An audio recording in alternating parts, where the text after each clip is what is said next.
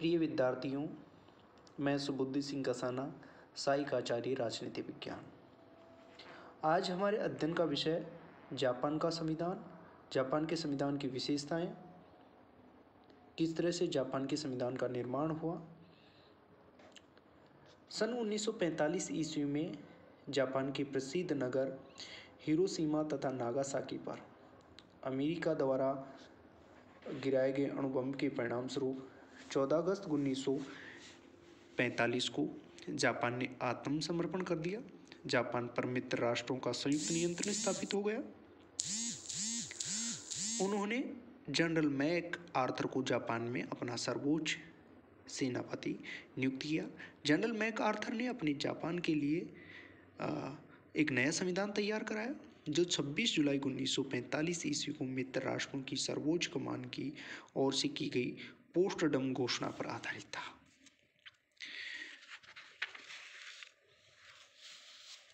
Japan में लोकतंत्र का सूत्रपात करने के उद्देश्य से फरवरी 1946 में ही जनरल मैक आर्थर के निर्देशन में नवीन संविधान का प्रारूप तैयार किया गया, जिसमें सम्राट की शक्तियों का अंत करके समस्त प्रभुसत्ता जनता में निहित कर दी गई। 20 जून 1946 को जापान की डाइट या विधानमंडल के सम्मुख संविधान का प्रारूप रखा गया।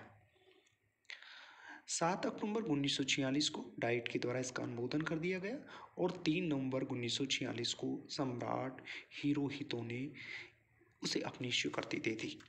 3 मई 1947 को नवीन संविधान लागू कर दिया गया, जिसके अनुसार जापान एक प्रभुत्व संपन्न देश बन गया। 3 मई 1947 को लागू किया गया जापान का वर्तमान संविधान, जिसे शोवा संविधान भी कहा जाता है, पूर्णतः लोकतांत्रिक सिद्धांतों पर आधारित है। यह संविधान एक महत्वपूर्ण प्रलेख है। इसके अंतर्गत कार्य करके जापान ने विभिन्न क्षेत्रों में अभूतपूर्व प्रगति प्राप्त की है, यद्यपि इस पर अमेरिका का प्रभाव स्पष्ट परिलक्षित होता है। जापान के संविधान की मौलिक विशेषताएं इस प्रकार रही हैं। पहली विशेषता, जापानी संविधान की पहली विशेषता, जन प्रभुता पर आधारित संविधान। जापान का वर्तमान संविधान अमेरिकी अधिकारियों के द्वारा तैयार किया गया था। इस कारण कुछ लोग इसे जापानी लोगों पर बलपूर्वक थोपा गया संविधान कहते हैं, लेकिन वस्तुतः ये दृष्टिकोण त्रुटिपूर्ण है। जापान का संविधान अमेरिकी या भारतीय संविधान की भांति जनप्रभुता पर आधारित संविधान है। अमेरिकी अधिकारियों के द्वारा जापानी संविधान के निर्माण में स्वयं जापान के लोगों की श्रेष्ठ इच्छाओं और मानवीय हितों को ही दृष्टि में रखा गया था।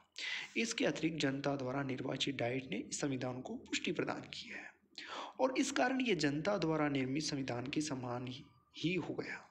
संविधान के द्वारा प्रभुसत्ता जनता को प्रदान की गई है, जापान के सम्राट अन्य किसी बाहरी सत्ता को नहीं। इस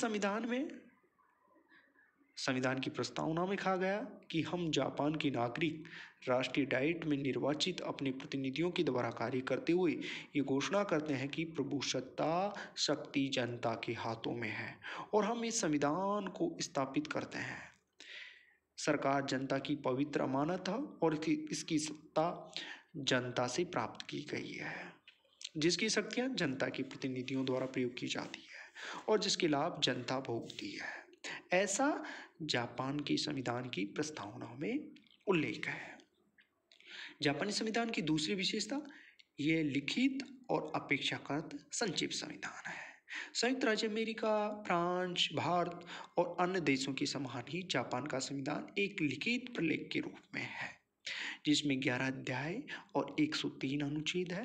पहला अध्याय सम्राट की स्थिति का है, दूसरा अध्याय युद्ध परित्याग का है, तीसरा नागरिकों के अधिकारों और कर्तव्यों का है, चौथा डाइट का है, पांचवा कैबिनेट का है, छठा न्यायपालिका का, सातवां वित्तीय व्यवस्थाओं का उल्लेख किया गया है। 8वें अध्याय में स्थानीय शासन का वर्णन है और 9वें अध्याय में संशोधन प्रक्रिया का और 10वें अध्याय में संविधान की सर्वोच्चता का उल्लेख है। तो 11वें अध्याय में कुछ पूरक अनुच्छेद सम्मिलित हैं। संविधान की सर्वोच्चता, जापानी संविधान की तीसरी प्रमुख विशेषता, संविधान की सर्वोच्चता। भारत और संयुक्त राज्य अमेरिका के संविधान की भांति ही जापान के संविधान में संविधान की सर्वोच्चता को अपनाया गया है। 3 मई 1947 को लागू किया गया शोवा संविधान जापान का आधारभूत कानून है। संविधान की सर्वोच्चता की रक्षा हेतु ही न्यायिक पुनरावलोकन की व्यवस्था की गई है, जिसके अंतर्गत जापान के सर्वोच्च न्यायालय को यह अधिकार प्राप्त है कि वह कानूनों की वैधता की जांच कर सके। यदि कोई आदेश अथवा कानून संविधान का उल्लंघन करता है तो उसे अवैध घोषित कर सकता है।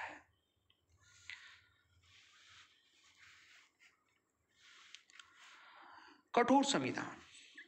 जापान का संविधान न केवल लिखित वरन एक कठोर संविधान है, क्योंकि इसमें संवैधानिक संशोधन के लिए साधारण कानून निर्माण की प्रक्रिया से भिन्न एक विशेष प्रक्रिया की व्यवस्था की गई है।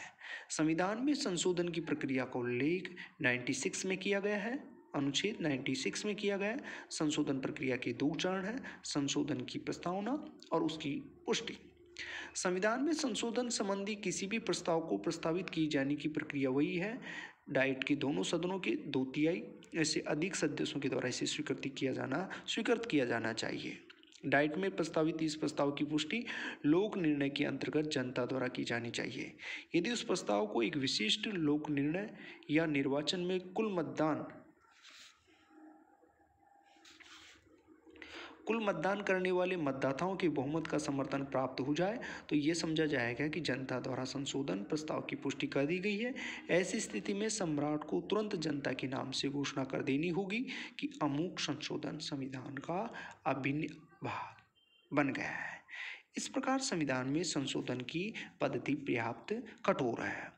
नवीन संविधान में कठोरता इस बात से भी लक्षित होती है कि 1947 से लेकर आज तक जापान के संविधान में कोई संशोधन नहीं हुआ है, लेकिन ये कठोर संविधान जापान राष्ट्र के सतत विकास में बाधक सिद्ध नहीं हुआ है। लोकतंत्रीय आदर्श का मूर्त रूप। मेजी संविधान के अंतर्गत सम्राट के दैवीय अधिकारों को स्वीकार किया गया। प्राय सभी शक्तियों का स्रोत सम्राट था, किंतु वर्तमान संविधान राजतंत्र के स्थान पर प्रजातंत्र की स्थापना करता है और सम्राट की स्थिति मात्र एक ध्वज मात्र प्रमुख है। शासन की वास्तविक शक्तियां मंत्रिमंडल में निहित है, जो जनता द्वारा निर्वाचित डाइट के प्रति उत्तरदायी है।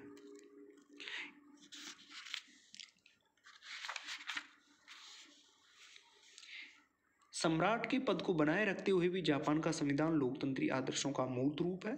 इसने ब्रिटेन के समान मुक्तधारी गणतंत्र कहा जा सकता है। संविधान के अनुच्छेद 15 में वयस्क मताधिकार की व्यवस्था की गई है। जापान में 20 वर्ष की आयु प्राप्त प्रत्येक नर नारी को मताधिकार प्राप्त है।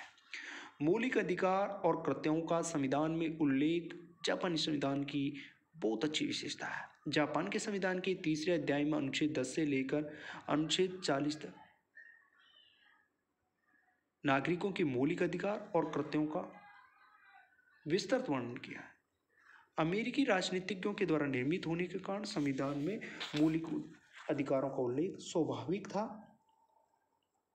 जापान के संविधान के अंतर्गत नागरिक अधिकारों का अमेरिकी संविधान की अपेक्षा अधिक विस्तृत रूप से उल्लेख किया गया है। संविधान के अनुसार जापान के नागरिकों को प्राप्त प्रमुख अधिकार ये हैं: समानता का अधिकार, स्वतंत्रता का अधिकार, धार्मिक स्वतंत्रता का अधिकार, शिक्षा प्राप्ति का अधिकार, संपत्ति का अधिकार, शोषण के विरुद्ध अधिकार, भौतिक कल्याण, सामाजिक सुरक्षा का अधिकार है। अधिकारों के संबंध में एक विशेष बात यह भी है कि अधिकारों की क्रियान्विति की व्यवस्था करते हुए न्यायालय को उनका उतना स्पष्ट संरक्षक नहीं बतलाया गया है जितना कि भारत में है। अधिकारों के साथ साथ नागरिकों के कुछ कर्तव्य भी गिनाए गए हैं। जापान में एकात्मक शासन व्यवस्था को अपनाया गया है।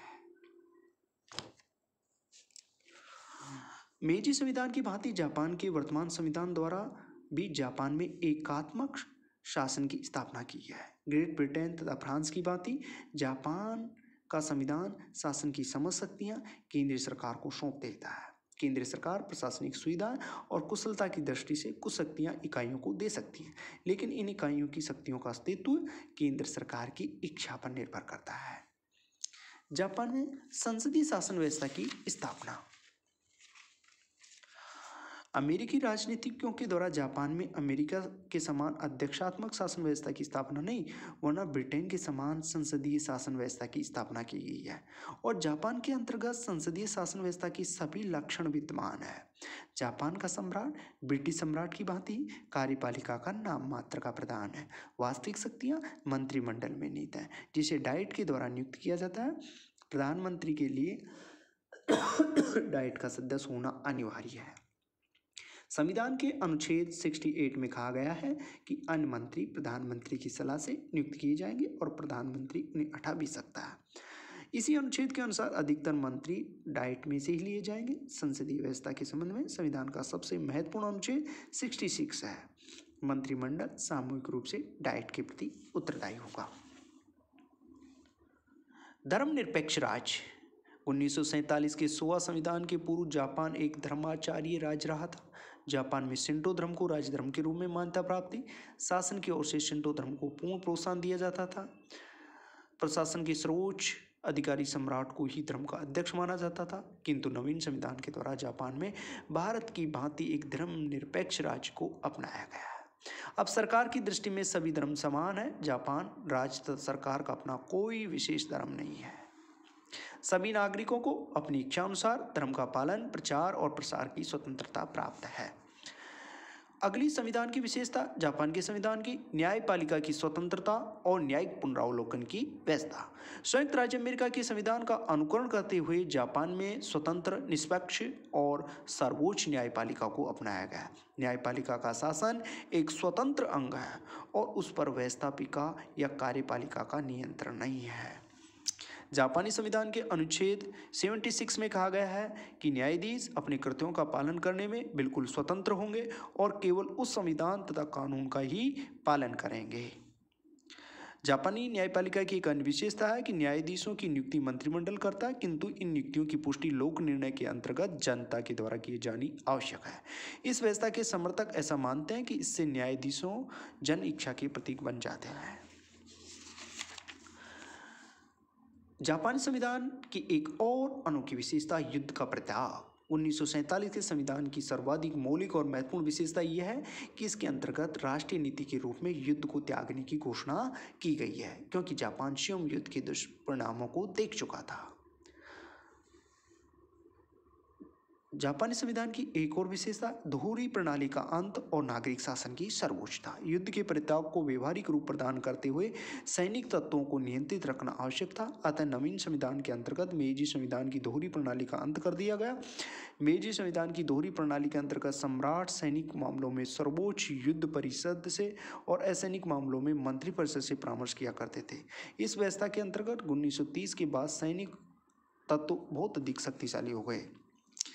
संविधान के अनुच्छेद 66 में कहा गया प्रधानमंत्री तथा अन्य मंत्री अनिवार्यतः असैनिक होंगे। स्थानीय स्वशासन की व्यवस्था संविधान में सामान्यतः स्थानीय स्वशासन की व्यवस्था का कार्य व्यवस्थापिका को सौंप दिया जाता है, लेकिन जापान के संविधान की ये विशेषता है कि संविधान के अनुच्छेद 92 से 95 तक स्थानीय स्वशासन की व्यवस्था की गई। 93 में कहा गया कि स्थानीय संस्थाएं वाद विवाद के लिए संस्थाएं स्थापित करेंगी। उनके कार्यपालिका अधिकारियों, उनके सदस्यों और कानूनों द्वारा निर्धारित कर्मचारियों की नियुक्ति आम चुनाव द्वारा होगी। इस तरह ये मुख्यतः जापान के संविधान की विशेषताएं थी। धन्यवाद।